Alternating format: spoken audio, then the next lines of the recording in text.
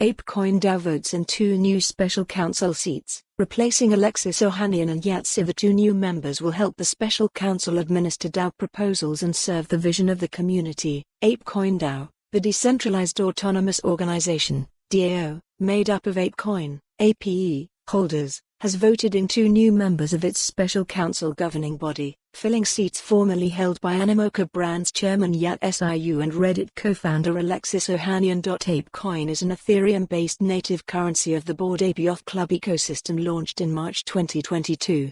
According to the ApeCoin website, the Ape Foundation was put in place to ensure smooth governance over the ApeCoin DAO and its treasury. The Ape Foundation is overseen by a special council, whose purpose is to administer DAO proposals and serve the vision of the community, though what that specifically entails is not laid out. Beginning last Thursday, the DAO opened up a vote to add 2 members to its special council, replacing Siu and Ohanian, who had served since the DAO's inception. The new term will begin on July 1 and last for 1 year. Voting concluded on Wednesday evening, welcoming pseudonymous ApeCoin DAO community manager Warbam and Bored Ape holder Captain Trippy to the special council.